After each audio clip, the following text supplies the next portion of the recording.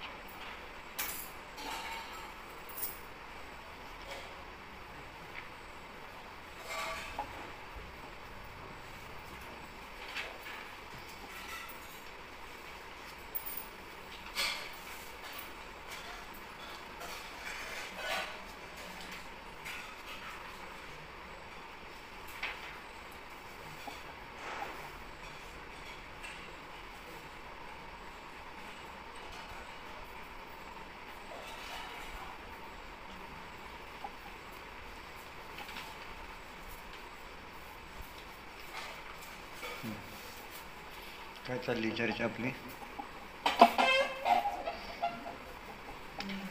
ज्ञेयार्थ परिणाम हे ज्ञानानं होत नाही असं बघत होतो आपण. मग ज्ञेयार्थ परिणामन कशाला म्हटलं याचे आपण 3 अर्थ बघितले काय ना. म्हणजे 1 ते 3 गुणस्थानामधलं ज्ञेयार्थ परिणाम कशा प्रकारे असत. वरच्या गुणस्थानामध्ये तसं नाही. त्याला 4 ते पुढच्या गुणस्थानामधलं जे परिणमन आहे ज्ञानाचं ते ज्ञानार्थच म्हटलं जातं. याचा अर्थ केवलींसारखं 4 ते 12 गुणस्थानापर्यंत ज्ञानार्थ परिणमन नाही. तुमची टोपी येते कशी काय काल राहिली तेच म्हणून म्हटलं काय. तर 4 ते 12 गुणस्थानातलं ज्ञानार्थ परिणमन आणि केवलींचं ज्ञानार्थ परिणमन. मुख्यतेने केवलींचं जे परिणमन आहे ज्ञानाचं त्याला ज्ञानार्थ परिणमन म्हटलं. आणि त्याचं कारण आपण 42व्या गाथेत बघितलेलं आहे की जे ज्ञान क्षायिक असतं तेच जे आहे ते ज्ञानार्थ आहे. जे ज्ञान क्षायिक नाही त्याला त्यांनी ज्ञेयार्थ म्हटलेलं आहे. बरोबर आहे का? 42व्या गाथेत. मग त्याचा अर्थ असा निघेल ना 4 ते 12 मध्ये पण ज्ञेयार्थ परिणमन आहे. कारण 4 ते 12 गुणस्थानामध्ये क्षायिक ज्ञान नाही आहे का नाही. मग क्षायिक ज्ञान जेथे आहे तिथं ज्ञानार्थ परिणमन असतं. असं सामान्य कथन आहे. सामान्य आणि विशेष 2 प्रकारे कथन येतं. मग सामान्य कथनाच्या अपेक्षेने तिथं आता ज्ञानावरण कर्माचा अभावच झालाय. तर आता ज्ञेयार्थ परिणमनाचं कारणांचा अभाव झाला. ज्ञेयार्थ परिणमनाच्या कारणाचं कारण मुख्यतेने सांगितलं मोह. मोह आहे तर ज्ञेयार्थ परिणमन होत किंवा ज्ञप्ती क्रिया दिसून येते असं म्हणा. म्हणजे मोहाच्या सद्भावातच एका विषयावरून ज्ञानाचं दुसऱ्या विषयावर परावर्तन दिसून येते.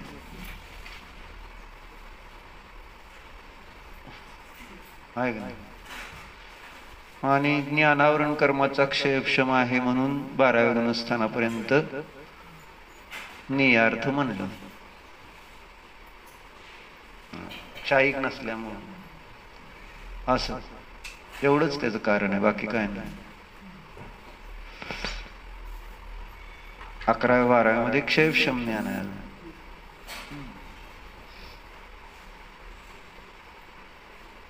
मग हे टेक्निकली झालं सगळं काय ही जुगातलं. लॉजिकली कसं आहे ते बघत, किंवा प्रयोजनाच्या दृष्टिकोनातून बघताना मग मात्र सम्यक दर्शन होतं, तिथून ज्ञानार्थ परिणमन चालू झालं. मग 4 ते 12 गुणस्थानामध्ये एक देश ज्ञानार्थ परिणमन म्हणायचं. बरोबर, एक देश म्हणायचं. एक देश अतींद्रिय प्रत्यक्ष जसं आपण म्हणतो तसं तिथं एक देश ज्ञानार्थ परिणमन. आणि पुढच्या गुणस्थानामध्ये पूर्ण रूपाने आहे ज्ञानार्थ परिणमन.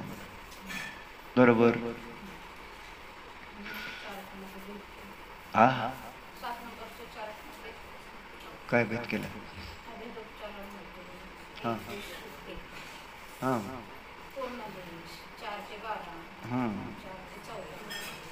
पूर्ण पूर्ण देश म्हणजे बरोबर. आणि एक देश म्हणजे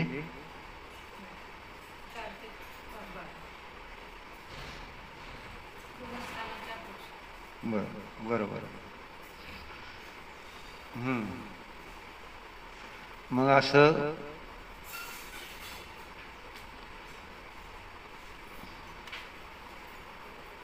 आमचा समय सार चालू झाला. आता हे आपलं सांगितलं तिने आणलाय प्रवचन सर.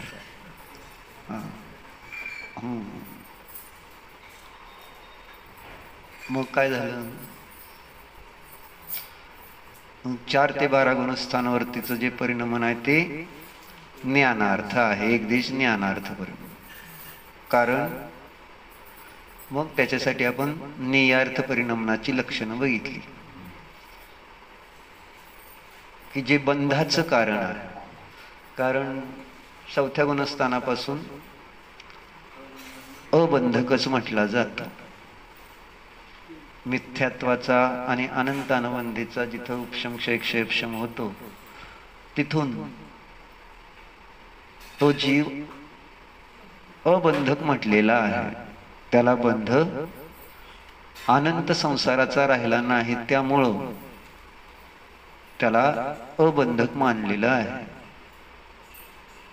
त्याचा अर्थ सर्वथा बंधरहित 4 ते 13 गुणस्थानावरती असते तसं नाही. 4 ते 13 गुणस्थानावरतींना बंध आहे. 14व्यात बंध नाही. सिद्धावस्थेत तर विषय संपलाच. 4 ते 13 गुणस्थानापर्यंत कर्म बांधलं जात आहे. त्या 4 ते 10 मध्ये विशेष रूपाने बांधलं जातं. होय ना. म्हणजे 4 प्रकारचा बंध आहे आणि त्याच्या पुढं मात्र होय ना प्रकृती प्रदेशी क्रियापद आश्रव आहे. आणि जो बंध आहे तो नाही ना एक समय स्थितीवाला बंध म्हटला जात. आणि तो पण फक्त कोणता? 7 वेदनीयाचाच बंध होतो. दुसऱ्या कोणत्याही प्रकृतीचा बंध पुढं होत नाही.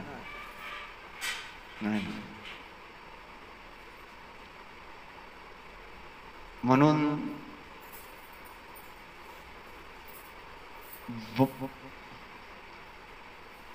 बंध त्यालाच म्हटलंय जे अनंत संसाराचं कारण, स्थिती अनुभवाचं अनंत संसाराचं. आता काय सांगतोय? 4थ्या गुणस्थानापासून बंधक नाही अशा विवक्षेने चर्चा चालली. सम्यक दृष्टी ज्ञान आणि वैराग्याने सहित असल्यामुळं त्याला बंध होत नाही असं म्हटलेलं आहे. बरोबर. आणि मग बघितलं आपण त्याचं म्हणजे मिथ्यात्वानी अनंत अनुबंधीचा उपशम क्षयानी क्षयक्षम. आणि हे कर्माच्या अपेक्षेने. न्यायाच्या भाषेत सांगायचं तर झालं तर त्याचं नियार्थ परिणमन थांबलेलं आहे. ही न्यायाची भाषा. प्रवचनसार न्यायाच्या भाषेत सांगतो. ज्ञानाच्या प्रधानतेने जे कथन त्याला न्यायाची भाषा म्हणायची तशी. म्हणून समयसाराची रचना अमृतचंद्राचार्यांनी जी केली कुंदकुंदाने ती पण न्यायाची भाषा आहे. कारण ज्ञानाला प्रधान केलं आणि ज्ञानाला मुख्य करून ज्यामध्ये वर्णन येतं तर ते न्यायाच्या अपेक्षेनेच येतं. कारण न्याय ग्रंथामध्ये ज्ञानाला प्रधान केलेलं आहे. ज्ञानाच्या मुख्यतेने सगळं वर्णन केलेलं असतं. म्हणून त्याला न्याय भाषा म्हणायची. कारण ती अनुभूत आहे, परिचित आहे. परिचित आणि अनुभूत भाषेचा प्रयोग केल्याशिवाय सामान्य जीवाला विषयाचं भावभासन होणार नाही.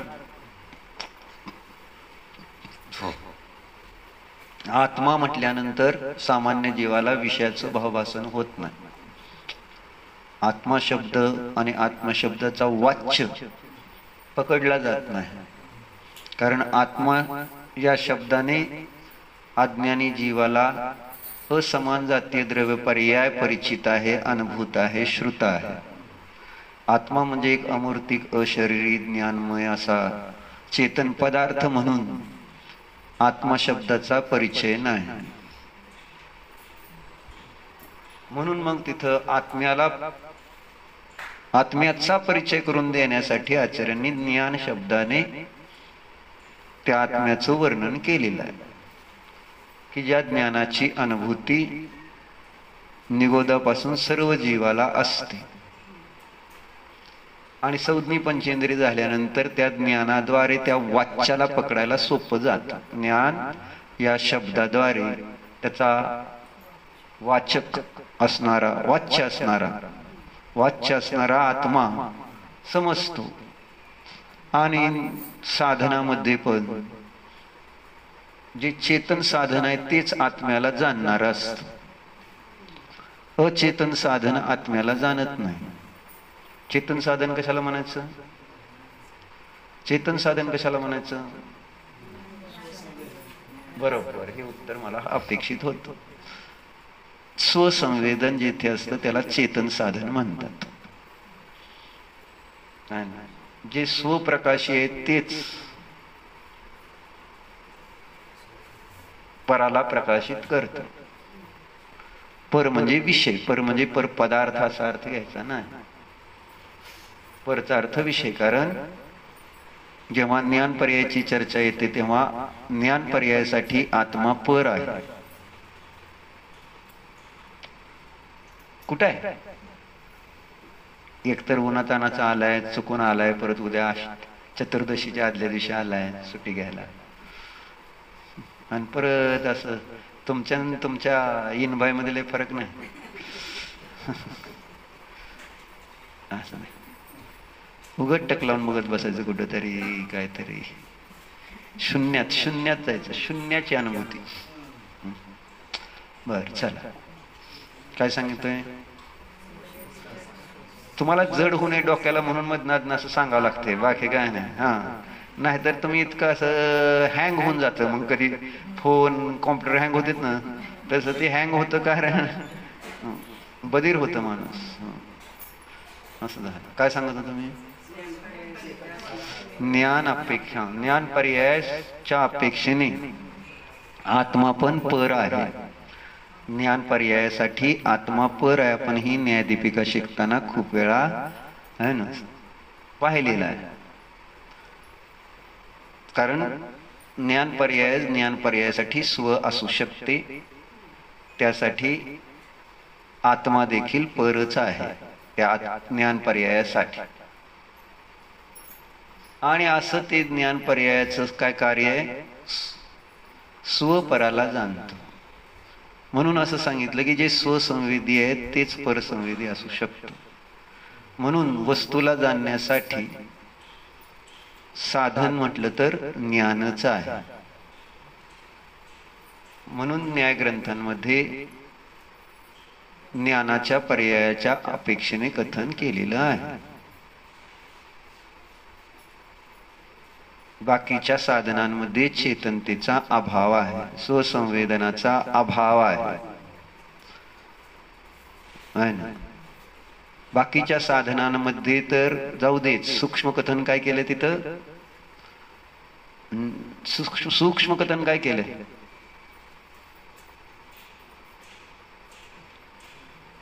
सूक्ष्म म्हणायचं त्याला. बरोबर आहे. हा, काय काय सांगताय? नाही, सूक्ष्म मी म्हटलं ना, मी ते सांगितलंय ना, ज्ञान सोडून बाकी सगळं सूक्ष्म सांगायचंय मला. सूक्ष्म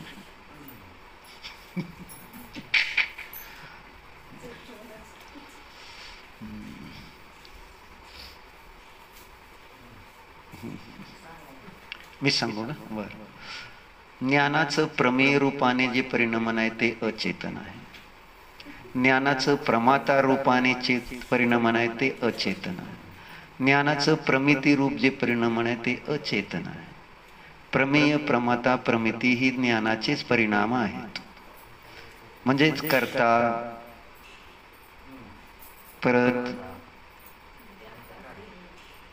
कर्म आणि बरोबर, कर्ता, कर्म आणि फळ. बरोबर. हे तिन्ही करण साधनाचा त्यांच्यामध्ये अभाव आहे.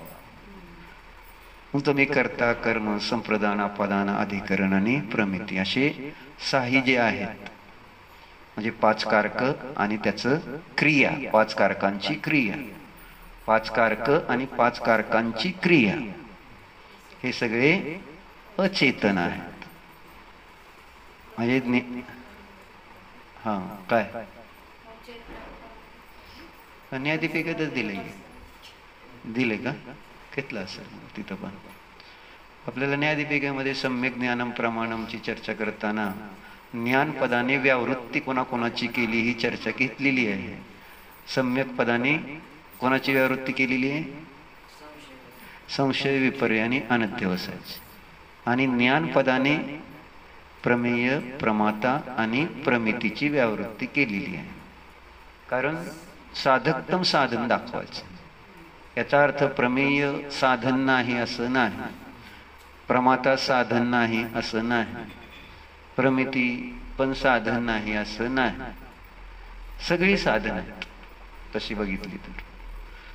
क्रिया कारक म्हटलेत ना, प्रमेयाला पण कारक म्हटलंय, म्हणजे प्रमात्याला पण कारकच म्हटलेला आहे. प्रमेय हे कर्मकारक आहे, प्रमाता हा कर्ता कारक आहे. कारक म्हणजे कारण, साधन हे आहे ना. क्रियेसाठी लागणाऱ्या ज्या गोष्टी त्याला कारक म्हणतात. आणि षटकारक आपल्याला माहिती आहेत. आणि षटकारक हे एक विशिष्ट क्रिया करण्याच्या निश्चयाने बघितलं तर एका विशिष्ट क्रियेला कारणभूत असणारी कारण व्यवहाराने बाह्य आहेत. अनेक कारण निश्चयाने एक तत्समयकी योग्यता रूप उपादान कारण जे आहे, क्षणिक उपादान, तेच त्याचं कारक आहे असं म्हटलेलं आहे. आणि मग तत्समयकी योग्यता रूप जे कारण असतं त्याचे परत 6 भेद आहेत. आणि त्याला ना म्हणतात षटकारक. एकाच पर्यायाला 6 कारण रूपाने पाहिलेलं आहे. अनेक पर्यायांना 6 कारक रूपाने नाही पाहतात. एकाच पर्यायाला अनेक कारण रूपाने पाहणं त्याचं नाव आहे कारक निश्चय कारक. असं ज्ञान जाणणार आहे, करता केलं ज्ञानाला, असं त्याची व्युत्पत्ती, ज्ञान पदाची व्युत्पत्ती करत असताना ते 6 कारक दिसून येतात. असं ते सूक्ष्म कथन म्हणायचं त्याला. कळलं का? मग चर्चा कशासाठी चालली आपली? ज्ञान साधनाद्वारेच, म्हणजे प्रमाण साधनाद्वारेच काय होतं? विषयाचं ग्रहण होतं. अन्य साधन नाही विषयाला ग्रहण करण्याचं. म्हणून ज्ञानाचं एक अपेक्षेने महत्व आहे. म्हणून प्रधानतेने ज्ञानच श्रद्धेचं कारण सांगितलंय आणि ज्ञानच चारित्र्याचं कारण सांगितलेलं आहे धवलामध्ये. धवलाच्या पहिल्या भागात आली नाही का कुठल्या भागात मला आठवत नाही, पण पहिल्याच असेल. किम तज्ज्ञानस्य कार्यम असा एक प्रश्न विचारलेला आहे आणि मग त्याचं उत्तर देताना आचार्यांनी ते सांगितलेलं आहे त्या ज्ञानाचं कार्य काय आहे, नाही का असा प्रश्न विचारलाय. हो आता सापडलं तर तुम्हाला दाखवतो. सगळं सापडतं. किम तज्ज्ञान कार्य, धवलाचं पहिलं पुस्तक पान नंबर 115. धवला पहिलं पुस्तक पान नंबर 115. त्याच्यामध्ये वीरसेन आचार्यांनी टीकेमध्ये ही चर्चा घेतली. किम तज्ज्ञान कार्य, तज्ज्ञान कार्यमिति चेत. काय म्हटलंय? किम तज्ज्ञान कार्यम इति चेत. उत्तर दिलं तिथं तत्वार्थे रुचिही प्रत्ययः श्रद्धा चारित्र स्पर्शनम च. नाही मग काय आहे ते ज्ञानाचं कार्य काय आहे? तर समाधान. तत्वार्थ में रुचि, प्रत्यय, श्रद्धा और चारित्र स्पर्शन करना यह ज्ञान का कार्य है. असं त्या दृष्टिकोनातून ज्ञानाचं महत्व आहे. तत्वार्थाची रुची, प्रत्यय, प्रत्यय म्हणजे प्रतीती.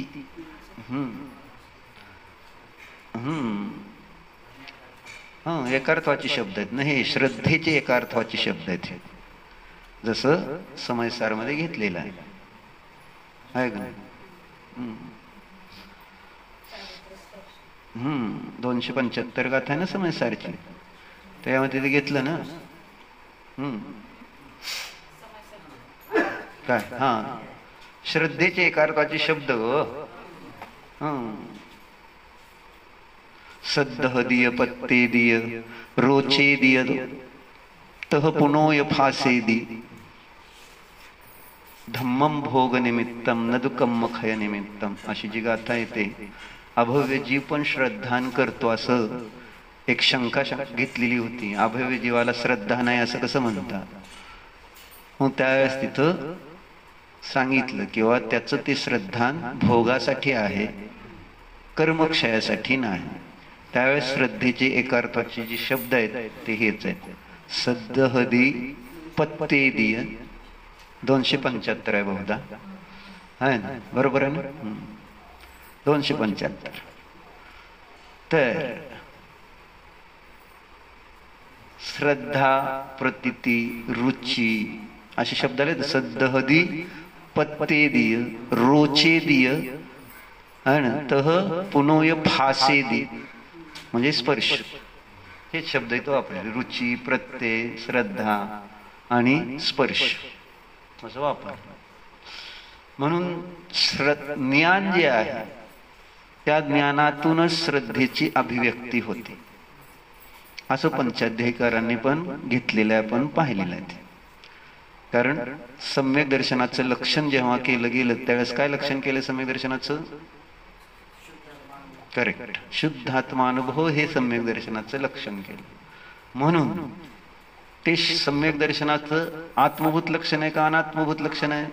अनात्मभूत लक्षण आहे शुद्धात्मानुभव. कारण शुद्धात्मानुभव ज्ञानाची पर्याय, श्रद्धेची पर्याय. म्हणून तिथं ज्ञानाद्वारेच त्या श्रद्धेचं स्वरूप सांगितलं गेलेलं. आणि चारित्र आम्हाला परिचित आहे ते क्रियेकडून परिचित आहे. जे शरीराच्या आश्रयाने आपण क्रिया करतो त्याचं नाव चारित्र आहे का?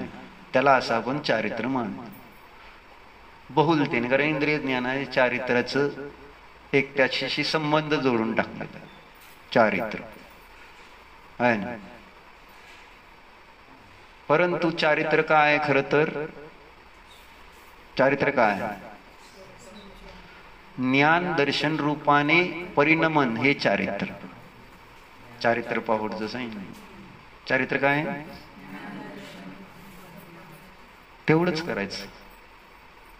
सगळं त्याच्यात येऊन जातं. हत्तीच्या पायात सगळ्याचे पाय येऊन जातात. सर्वोत्तम विशुद्धी. मग श्रावक असो नाही तर मुनी असो, सगळ्यांसाठी एकच आहे. जाणणे पाहणे,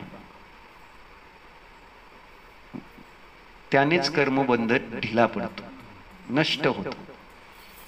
म्हणून त्याला मुख्यतेने चारित्र म्हटलेलं आहे. निश्चय चारित्राचं हे स्वरूप आहे. मग असं ज्ञानाचं ते कार्य आहे म्हणून सांगितलं. म्हणून ज्ञानाचं एक अपेक्षेने महत्व. आणि आता आपण प्रवचन सारामध्ये पाहिलंय. काय पाहिलंय की काय पाहिलंय? आता काय पाहिजे? ज्ञानच सुख आहे. आता प्रकरणानुसार काय चाललंय? आता ज्ञान श्रद्धान सांगितलं, ज्ञान चारित्र सांगितलं आणि ज्ञान सुख आहे असं त्याचा संबंध लावून घ्यायला पाहिजे ना तुम्ही लगेच. तुम्हाला काय पाहिजे कोण असतं? मी काय तुम्हाला काय आहे असं वेगळं काय सांग. प्रकरणला जोडलं तर पाहिजे का नाही? उगं काही कुठलंही सांगायचं असं थोडंच. मी काही येड आहे का? तुम्हाला काय वाटलं कुठलंही सांगायला? आपलं प्रकरण ज्ञानाचं चाललंय, ज्ञानाचं महात्म्य चाललंय, तर ज्ञानाचंच फळ सुख आहे, ज्ञानच सुख आहे. आणि मग ज्ञानच संवर आहे, ज्ञानच योग आहे, ज्ञानच प्रत्याख्यान आहे. आदा कुमज्जनानम, आदा म्हणा नाही तर ज्ञान म्हणा. ज्ञानच सगळं काही आहे का? आदा कुमज्जनानम 277 गाथा समयसारच्या नियमसार मध्ये आहे.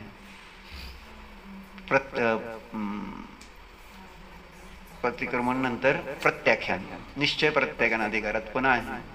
आणि अजून कुठल्या तरी एखाद्या अष्टपाहुड मधले आहेत, भावपाहुड मध्ये आहे, भावपाहुड मध्ये आहे. बरोबर आहे तुमचं. आदा कुमज्जन, मला ते बरोबर विजय काकाचं इतकं छान वाटतं ना. बरोबर आहे असं म्हणायला सुद्धा छान वाटतं, ते गोड वाटतं. बरोबर आहे. आणि समोरच्याला पण छान वाटतं बरोबर आहे म्हटल्यावर. चुकीचं आहे म्हटल्यावर कोणाला आवडेल का? नाही. म्हणून बरोबर आहे म्हणायचं. बरोबर आहे. त्याला कळ बरोबर आहे. ते तुम्हाला कोणाला माहित नाही, त्याला कळतंय बरोबर. तर असं झालं. म्हणून काय झालं? मग अनंत शक्ती ज्या आहेत त्या सगळ्या ज्ञानच आहेत. कारण ज्ञान जेव्हा आत्माला म्हटलेलं आहे तर मग त्या अनंत शक्ती ज्ञानच झाली. असे ज्ञानाला प्रदान करून आपल्याला त्याला समजून घ्यायचंय याच्यासाठी एकांत करण्यासाठी चर्चा नाही, त्याचंच निराकरण करण्यासाठी हे 14 भंग आपण बघणार आहे. आणि एकांत करायचा नसतो असं. पण विषयाचा परिचय तर व्हायला पाहिजे का नाही? आणि परिचय जो असतो तो प्रसिद्ध लक्षणाच्या द्वारे परिचय होऊ शकतो असं अमृतचंद्र देवांचं म्हणणं आहे. लक्षण प्रसिद्ध पाहिजे, कारण लक्ष अप्रसिद्ध असतं आणि लक्षण हे त्या लक्षाच्या प्रसिद्धीसाठी केलं. लक्षणच अप्रसिद्ध राहिलं तर मग लक्ष कसं समजणार आहे? म्हणून लक्षाला प्रसिद्ध करायचं आहे. त्यामुळं लक्षण सोपं सांगायला पाहिजे, समजणारं लक्षण. आणि त्याद्वारे प्रयोजनाची सिद्धी व्हावी ही भावना पाहिजे. आणि ती भावना आहे म्हणून समयसार ज्ञानमुखाने लिहिलं असं आहे. म्हणून म्हटलं की समयसारची टीका, प्रवचन सार तर सगळंच गाथा टीका सगळं ज्ञानाच्या भाषेत लिहिले गेलेले. ज्ञानाची भाषा वापरली आहे ना. वेगवेगळ्या भाषा असतील, तसंही ज्ञानाची भाषा ही न्यायाची भाषा म्हटली जाते. बरोबर. मग चर्चा कुठं आली आपली की नियार्थ परिणमन जे आहे त्याने बंद होतो असं जेव्हा सांगताय. नियार्थ परिणमन आणि त्यालाच ज्ञप्ती क्रिया म्हणायचं. ज्ञेयार्थ परिणमनाचा जिथं सद्भाव आहे तिथं ज्ञप्ती क्रिया, आणि ती ज्ञप्ती क्रिया बंधाचं कारण आहे असं. आणि मग आपण त्याचा बंद होण्यासाठी गरज कशाची, बंद होण्याची गरज कशाची असते? बंद होण्यासाठी बरोबर मोह राग द्वेषाची गरज आहे, बरोबर. तर बंध विशेष म्हणजे बंधाचं मुख्य कारण ते जेव्हा सांगितलं, आणि मग नियार्थ परिणमन ज्ञान करतं त्यावेळेस ती ज्ञप्ती क्रिया राग द्वेषाचं कारण आपण पाहिलं. ज्ञप्ती क्रिया जेव्हा होते आहे तेव्हा त्याचं फळ आहे हान उपादान, बरोबर आहे. नियार्थ परिणमनाच्या निमित्तात होणारी जी ज्ञप्ती क्रिया आहे ती आहे हान उपादान. उपेक्षा होत नाही तिथं, हे सांगायचं मला. 3 प्रकारचं ज्ञानाचं फळ आपण बघितलेलं आहे परंपरेमध्ये. साक्षात फळ एकच आहे, अज्ञानाची निवृत्ती. परंपरा फळ जेव्हा सांगितलं त्यावेळेस 3 प्रकार, उपेक्षा, हान आणि उपादान. मग ज्ञप्ती क्रिया म्हणजे नियार्थ परिणमन असताना नियमानं काय दिसून येतं? हान उपादान हे फळ दिसतं. म्हणून देवागम स्तोत्रामध्ये सुद्धा समंत बद्राचार्याने बहुधा 102 नंबर कारिका असेल त्या अंतर्गत त्यांनी ते दिलेलं आहे. उपेक्षा फलम आद्यस्य शेषस्य आदान हानधीही असा शब्द वापरला. आद्य, आद्य म्हणजे प्रथम, पहिलं. मग कोण आहे पहिलं? उपेक्षा फलम आद्यस्य म्हटलंय. उपेक्षा हे फळ आहे आद्य. मग आद्य कोण? तर केवळ ज्ञान. आद्य ज्ञान आहे ते केवळ ज्ञान आहे, आणि त्या केवळ ज्ञानाचं फळ उपेक्षा आहे, आणि शेष ज्ञानांचं फळ हान उपादान आहे. धी असं तिथं कारिकेमध्ये सामान्य वर्णन करताना सांगितलं. उपेक्षा, कारण केवळ ज्ञानामध्ये इष्ट अनिष्ट असा काही भाव नाही, कारण तिथं नियार्थ परिणमन नाही, ज्ञप्ती क्रिया नाही, म्हणजे अनेक कारण आहेत तिथं. त्यातलं कारण एक 52 गाथेमध्ये आपण पाहिलं होतं, अनेक कारण 32 गाथेमध्ये दिले, जे आपण पाहिली नव्हती प्रवचन सरची. 52 गाथेमध्ये काय कारण दिलंय? केवलींना बंद होत नाही त्यावेळेस काय नवी परिणामाई नगिन्नई उपज्जैनेव तेसु अठ्ठेसु असं शब्द वापरले. म्हणजे परिणमन नियाला जे जाणतायत त्यावेळेस त्या निय रूपाने परिणमन नाही, नियाला ग्रहण करत नाहीत, निय रूपाने उत्पन्न होत नाहीत, म्हणून त्यांना बंध नाही असं सांगितलं. जानन्न विते आदा, ते आत्मा म्हणजे केवळ ज्ञानी आत्मा ते सर्व पदार्थांना जाणत असतानाही त्यांना बंध नाही, कारण त्या रूपाने परिणमत नाहीत, ग्रहण करत नाहीत आणि उत्पन्न होत नाही. तोच आशय 32 गाथेमध्ये त्यांनी सुरुवातीला दिला. गेन्नदी नेवन मुंचदी अशी ती प्रवचनसारची गाथा 32 नंबरची आहे ना. गाथा ती आपण बघितली नव्हती, पण तरी मी एकदा बघतो. आहे का? तीच आहे का? 32च आहे का?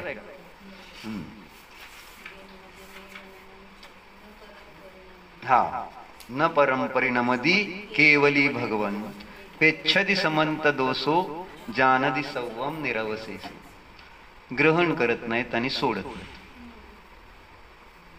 म्हणून त्यांनी शीर्षकामध्ये दिले तिथं अथ एवं ज्ञानिनः अर्थैः सह अन्यन्य वृत्तिमत्वे अपि परग्रहण मोक्षण, ग्रहण आणि मोक्षण परिणमन अभावेन सर्व पश्यतः अध्यवस्यतः च अत्यंत विविक्तत्वं भावयति असं सुंदर लिहिलेलं असतं. कळलं का? काय काय लिहिलंय आहे ना? अथ एवं, आता या प्रकारे ज्ञानीनः ज्ञानीच अर्थैः सह पदार्थाबरोबर अन्यन्य वृत्तिमत्वे अपि निय न्यायिक संबंध असताना सुद्धा पराला ग्रहण करणे आणि मोक्षण म्हणजे सोडणे. ग्रहण आणि मोक्षणचा अर्थ इथं सोडणे. आणि परग्रहण मोक्षण परिणमन आहे ना, भावेन सर्व पश्यत असं म्हणतो. परिणमन अभावेन, पराला ग्रहण करण्याने सोडण्याच्या अभावामुळे सर्वाला पाहत असताना सुद्धा आहे ना. आणि अध्यवस्यत, पाहणे आणि अध्यवस्यत म्हणजे जाणणे. पश्यत अध्यवस्यत च अत्यंत विविक्तत्व भावयति, अत्यंत भिन्नता आहे ना काय केली जाते, जाणली जाते असं म्हणतो. म्हणजे नियाला जाणलं म्हणून निय होत नाहीत ते. म्हणजे हेच तर आपल्याला जमलं तर आपल्याला पण केवली होता येणार. हे जमवायचंय. काय जमवायचं आपल्याला, काय जमवायचंय?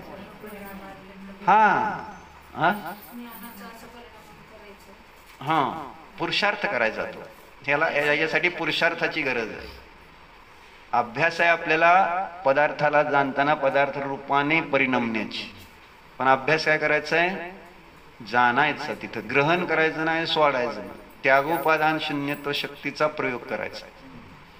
मी त्याला ग्रहण करत नाही, त्यागही करत नाही. नियत नियत आहे आणि ज्ञान ज्ञानात आहे. नियो में ज्ञान नहीं, नियो से ज्ञान नहीं है, भिन्न भिन्न सत्ता नहीं कोई किसी में कही, असं भजनात आपण म्हणतो. ज्ञानी के सहारे, बरोबर आहे. सत्ता भिन्न, नियाची आणि ज्ञानाची. असं अशा पद्धतीने जाणलं तर शांती राहील. अशा पद्धतीने छद्मस्त जाणू शकतो का, हा प्रश्न पुन्हा विचारणार होते का? हा जाणू शकतो का बिजू का की?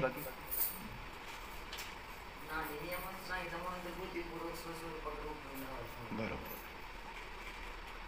म्हणून विषय अपेक्षेने आणि तसं ध्यानाच्या वेळेस आपण नियाला तसं जाणतो, तसं जाणल्याशिवाय ध्यान होत नाही. तसं जाणल्याशिवाय हा अत्यंत भिन्न नाही. म्हणजे काय सांगतोय मी, केवलींसारखं परपदार्थाला आपल्याकडून जाणलं जाऊ शकतं का, ही चर्चा चालली. केवली जशी जाणलं तर जाणलं जातं. हा एकत्व विभक्त ध्यान, एकत्व विभक्ताचं आहे, एकत्वाचं नाही. म्हणून महाराज सांगणार तेव्हा मी जीव आहे आणि हे शरीर आहे, हे दोन्ही जाणतो ध्यानाच्या वेळेस. फक्त मी जीव आहे असा ध्यानाचा ध्येय नाही. अनेकांतात्मक पदार्थ ध्यानाचा ध्येय आहे. आणि त्यावेळेस ते शरीर जर जाणलं गेले असेल विभक्त रूपाने, विविक्त, तर त्यावेळेस आपलं ते पराला जाणणं केवलींसारखं आहे. पण ध्रुवासहित जाणलं तरच ते केवलींसारखं आहे. ध्रुवाला न जाणता जर आपण सविकल्प दशेमध्ये जाणतो तर दोन पायाने बाहेर असताना तिथं ते उपेक्षा रूपाने म्हटलं जरी तरी उपेक्षा राहत नाही, इष्ट अनिष्ट भाव होते. म्हणून सविकल्प अवस्थेच्या मुळेच तर ज्ञानीला बंद आहे. म्हणजे 4 ते 12 13 गुणस्थानामध्ये बंद होतो समजा, तर ते का होत आहे ना, तो उपेक्षा रूप भाव राहिलेला नाही. उपेक्षा राहिला तर मग बंद होणार ना, जसं केवलीला होत नाही. म्हणून जशी केवलींची उपेक्षा आहे तशी सविकल्प अवस्थेत ज्ञानीची नाही, परंतु 4 पायाने आहे. असं एकांताने उपेक्षा नसते असं नाही. पण अनंतानं बंदी गेली त्या अपेक्षेने त्याची त्या परपदार्थाच्या प्रति उपेक्षा आहे.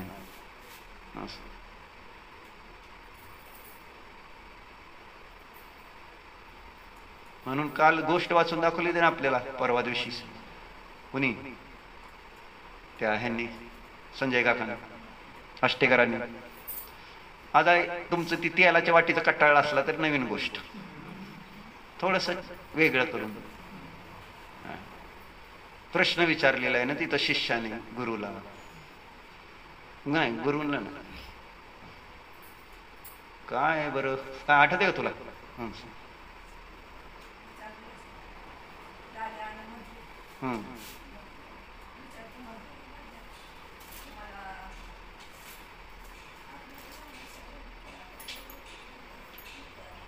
काय म्हणते?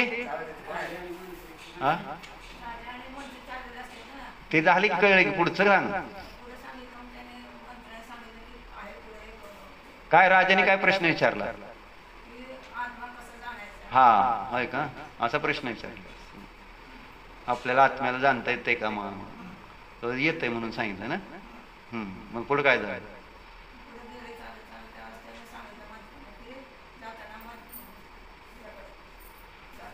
त्या साधूकडं ज्याच्याकडं तुला उत्तर मिळणार आहे ते एका साधू तुझं उत्तर देऊ शकतो असं सांगितलं. हा, जाताना रस्त्यात जर एक जर जीव मिळाला तर तुला ती साधू शाप देईल म्हटली. हा ना, त्याच्यामुळं तिथं तुला एकही जीवाला न मारता त्यांच्याजवळ पोचला तर उत्तर मिळेल आणि मग ते तिथं जाते. आहे का नाही? मग पुढे काय झालं? मग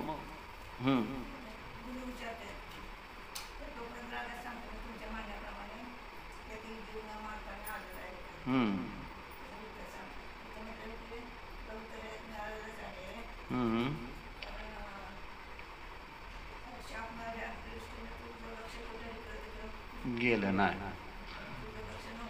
हा, येताना तू रस्त्यात काय काय बघितलं विचारलं राजा साधूने. अनेक चांगल्या चांगल्या गोष्टी होत्या. त्या साधू जंगलात राहणार, त्याच्या आजूबाजूला सगळे आहे ना लेक्स वगैरे असणार, जंगल लेक्स, वाघ, सिंह, पक्षी, फुलं पानं सगळे, कासपठार होतं, सगळंच होतं ना. पण त्याने काय काय बघितलं तर काय नाही सांगितलं बघितलं का? तर म्हटलं तुमच्या शापाच्या भीतीने मी त्या ठिकाणी काहीही बघितलं नाही. मग हेच उत्तर आहे. जरी सगळ्या वैभवात राहत असला तरी सुद्धा लक्ष जर व्यवस्थित असेल तर तिथं आत्म्याची प्राप्ती होऊ शकते. असं ते तेलाच्या वाटीच्या ऐवजी नवीन दृष्टांत तुम्हाला हे सांगितलं. म्हणजे त्याच्यात बाहेरचं चारित्र पण आलं, बाकी काय नाही. जीवाला एका सुद्धा मारायचं नाही, चारित्र असं. असे दोन्ही त्याच्यातनं गोष्टीतनं सांगितलं. तर चर्चा कशासाठी चालली ती? केवलींसारखा आपण जाणू शकतो का? तर म्हटलं ना, आपलं स्वानुभवाचं जे ज्ञान आहे ते क्षायिकच आहे. कारण ती स्वभाव ज्ञान पर्याय, आणि स्वभाव ज्ञान पर्याय केवलींसारखीच जाणणार आहे, काही फरक नसणार आहे. जसं तिथं तसं इथं, फक्त फरक कशात आहे? म्हणून महाराज उदाहरण देणार फळाच्या अपेक्षेने. उदाहरण नेहमी कोणतं द्यायचे? फळाच्या अपेक्षेने.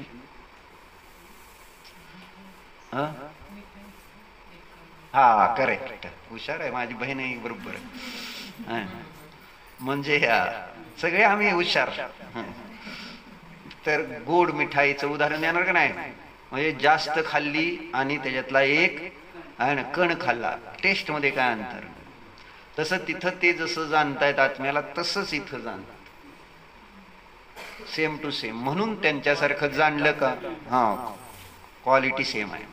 क्वालिटी, क्वांटिटी सेम नाही. मग तेच की, मग तेच सांगतोय, क्वालिटी सेम आहे, क्वांटिटी नाही. मग मी काय सांगायला लागलो आता? मी काय सांगा, क्वालिटी समान. हा,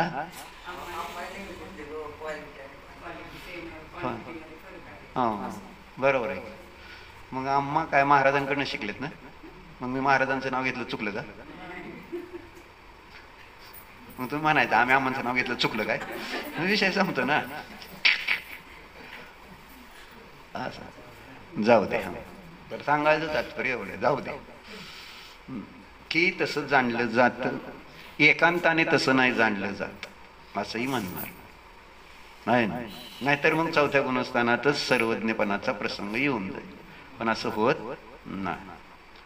म्हणून चौथ्या गुणस्थान आदीमध्ये जे जाणणं आहे ते 1 ते 3 गुणस्थानासारखं नाही, ही चर्चा आपल्याला करायची. नियार्थ परिणमनाचा अभाव, न्यप्ती परिवर्तनाचा अभाव, म्हणून उपेक्षा फळावर आपण सांगताना ही चर्चा निघाली.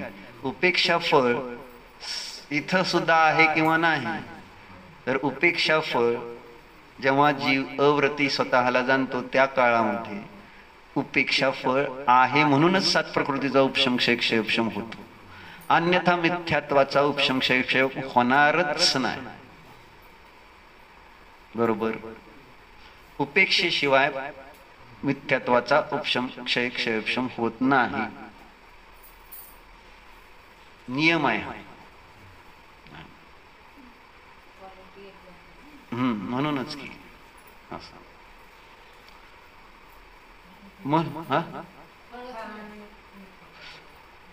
फळ मिथ्यात्व फळातच आलंय आणि ते मला दाखवायचंय. फळ दाखवायचंय विषय आणि साधनाच प्रयोग. म्हणजे फळ उपेक्षा केव्हा येणार आहे? जर विषयाचा बरोबर विषयावर बरोबर साधनाचा प्रयोग असेल तर फळ उपेक्षा आहे. म्हणजे निजध्रुव शुद्धात्म्याला अतींद्रिय प्रत्यक्ष ज्ञान पर्यायमती श्रुत ज्ञानाने जाणतो तरच उपेक्षा फळ येणार. बाकी दुसऱ्या कोणत्या शुभ परिणामाने उपेक्षा फळ येणार नाही. एक देश उपेक्षा तिथं फळ आलेलं आहे. म्हणून महाराजांनी 3 नंबर चार्ट मध्ये निजध्रुव शुद्धात्म्याला विषय केलं, निजध्रुव शुद्धात्मा जाणला तर फळ तिथं उपेक्षा लिहिलेलं आहे. आणि त्याचे 2 भेद केलेले आहे ना, सम्यक दर्शन आणि वीतराग. उपेक्षालाच म्हणायचं सम्यक दर्शन आणि उपेक्षाचं दुसरं नाव वीतराग. म्हणजे हे श्रद्धा आणि चारित्र्य गुणाचे परिणाम उपेक्षा. बरोबर आहे. ज्ञानाने तर अज्ञान नष्ट झालं आत्म्याचं, पण उपेक्षेने काय झालेलं आहे तर श्रद्धेतलं मिथ्यात्व गेलंय आणि चारित्रातला अनंत अनुबंधीपणा गेलेला आहे. एक देश वीतरागता प्रगट झाली, ती आहे उपेक्षा. आणि ती तिथं अव्रतीमध्ये नाहीच मानली तर मग पुढे जाऊन ती प्रगट होऊ शकत नाही. अव्रतीपासून सुरुवात झाली, पूर्णता तिथं झाली उपेक्षा. म्हणून स्वभावाला जाणलं तर उपेक्षा हे फळ आलेलंच आहे. म्हणून 4थ्या गुणस्थानवर्तीला नियार्थ परिणमन नाही असं सांगायचं. 4थ्या गुणस्थानवर्तीला नियार्थ परिणमन नाही. कारण कारण हान उपादान रूप नाही असं नाही. नियार्थ परिणाम. आता 1 ते 3 गुणस्थानवार्तीलाच आपण हान उपादान मानणार आहे. 1 ते 3 गुणस्थानाच्या पुढे गेल्यावर अपेक्षा चालली, एकांताने नाही सांगत. हान उपादान जे आहे तिथं 4 पासून पुढे सुद्धा तर ते अनंत संसाराचं कारण नाही, म्हणून त्याला उपेक्षा नाव दिलं. कारण सविकल्प आदशेमध्ये 4 पायाने आत आहे म्हणून उपेक्षा आहे. सविकल्प दशेमध्ये ज्ञान आणि वैराग्य चालू आहे म्हणून उपेक्षा आहे. नाहीतर बंधन आहे असं कसं म्हणणार? सविकल्प दिसेल, भोगात रमलेला दिसेल म्हणून हे समजण्यासारखं नाही आहे सामान्य लोकांना. असं कसं होतं? असं कसं होतं? भोगामध्ये रमलेला असताना तो वैरागी कसं म्हणायचं? परस्पर विरोधी. भोग आणि वैराग्य हे एकसारखं कसं म्हणायचं? कारण भोगी आहे तो वैरागी नसतो, वैरागी आहे तर भोगी नसला पाहिजे. पण भोगत असताना वैरागी भरत होता असं जर सांगितलंय तर मग वैरागी असलाच पाहिजे, असा त्याचा संबंध समजून घ्यायला लागतो. म्हणजे सम्यक दृष्टीचं सतत ज्ञान आणि वैराग्य आहे. जर भरत चक्रवर्ती वैरागी होते आणि ते जर अव्रती होते तर त्यांच्याकडे चारित्र्य होतं. कारण वैराग्यच चारित्र्य आहे. वैराग्य हे चारित्र्याचं कार्य आहे. बरोबर आहे. म्हणून अव्रतीला चारित्र्य आहे. म्हणजे मग ते चारित्र्य कसलं चारित्र्य म्हणायचं तुम्हाला? ते काय काय नाव देत? आम्हा म्हणतात की त्याला नाही नाही परपदार्थासंबंधी काय कसलं काहीतरी नाव आपल्याला नेहमी सांगितलं जातं, तर ती वेगळं झालं. आता इथं चाललेलं चारित्र्याचं जे सांगताना मला काय म्हणायचं, म्हणजे त्याला हेय बुद्धी असते ना परद्रव्यांमध्ये, भोगांमध्ये. म्हणजे भोगत असताना भोगत नाही म्हणताना त्याला काय म्हणते, त्याला एक शब्द आहे. बरं जाऊ दे, तुम्हाला कळलंय, मला काय सांगायचं. त्याचं नाव एक आहे चारित्र्य, कसलं तरी चारित्र्य. म्हणजे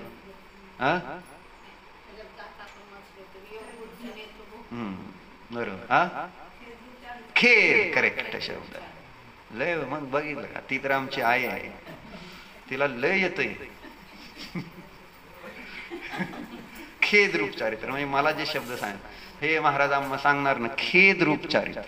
अव्रतीला खेद रूप चारित्र, लक्षात राहू द्या. खेद असला बाद झाला, लय खेदाच्या पुढे जायचं नाही.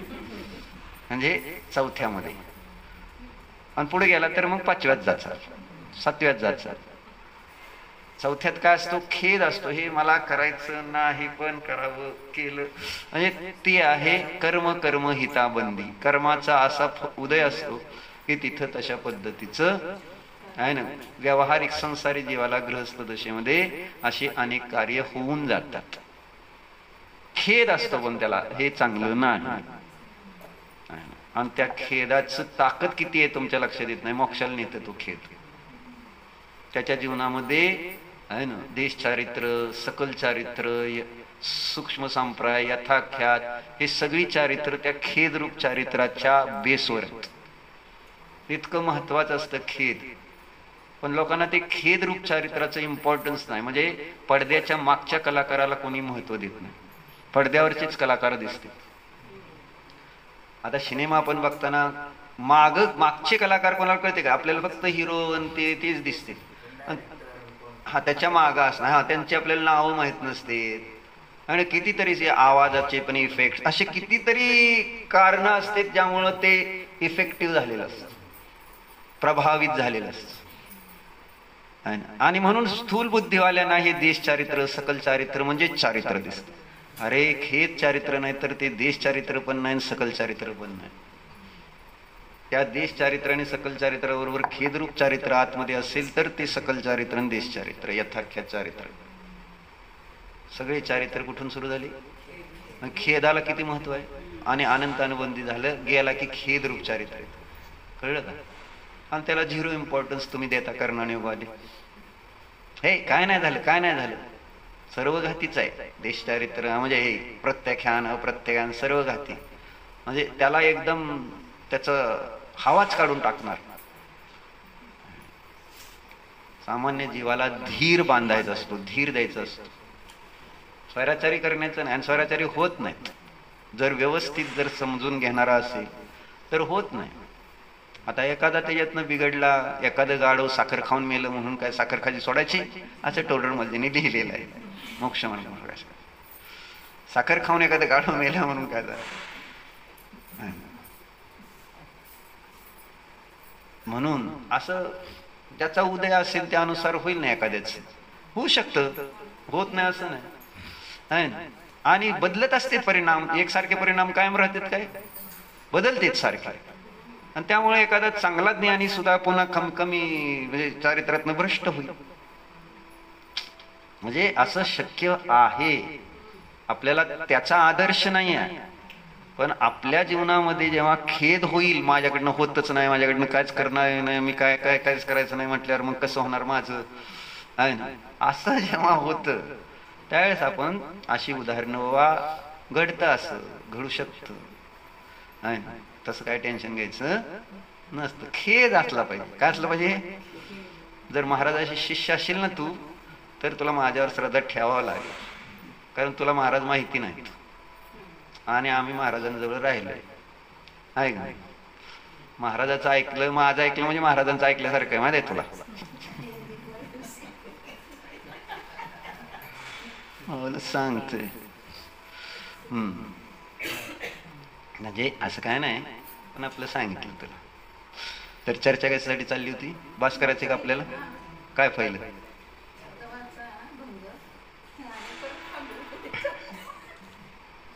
भंग वाचायचं राहिलाय असं तिचं म्हणणं आहे. काय आता नीट कळलं तर पाहिजे, भंग वाचताना काय वाचतोय आपण, ते भूमिका मांडावं लागते मला थोडीशी. मग आता तुम्हाला कळायला पाहिजे ना भंगात काय सांगायचं. काय हा थोडस होतं तसं. म्हणून माझ्याकडनं शिकताना फार बुद्धी लागते. म्हणजे असं सरळ सरळ मला नाही शिकवता येत. मी असं गोल फिरून सगळीकडे असं येतो.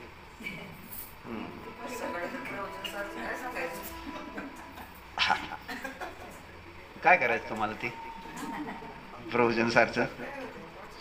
तुम्हाला सांगितलेली गोष्ट आवडली नाही का सकाळची श्रीमंताची? मग बाद झालं. मग आता तेवढ्यात तर शिका की काहीतरी. पैसेवाले होण्यापेक्षा श्रीमंत व्हा की, असं म्हणायचं होतं, बाकी काय नाही. तर सांगायचं तात्पर्य एवढं आहे की 1 ते 3 गुणस्थानामधनं ज्ञेयार्थ परिणमन कोणतं आहे तेवढं एकदा सांगा, मग आपण पुढचं भंग वाचू. तर कोणते कोणत्या अपेक्षेने 3 प्रकारे आपण ज्ञेयार्थ परिणमन पाहिलं. कोणते सांगितले 3 प्रकार? नी आणि ज्ञानाला मिसळून पाहणं हे ज्ञेयार्थ परिणमन. दुसरं नियाला ज्ञानाचा नाश करून नियाला जाणणं, तेही ज्ञेयार्थ परिणमन आहे. आणि त्याच्यात ज्ञेयार्थ परिणमन कसं काय, असं कोणीच प्रश्न विचारला नाही. म्हणजे आता ज्ञेयाला नष्ट करून ज्ञानच ठेवलंय, मग त्याला ज्ञेयार्थ परिणमन कसं म्हणायचं? अरे पण प्रश्न तर विचारायला पाहिजे नव्हता का तुम्ही? काल विचारायला पाहिजे का नाही प्रश्न? तुम्ही कसं काय म्हटलं ज्ञेयार्थ? तुम्हाला आली होती ना शंका? 3 प्रकार आहेत ज्ञेयार्थ परिणमन. निय ज्ञानाचा संकर, ज्ञानाचा नाश आणि ज्ञेयाचा नाश. ह्या 3 प्रकारच्या ज्ञानाच्या परिणमनाला ज्ञेयार्थ परिणमन म्हणायचं. ठीक आहे, आता अभ्यास करून या.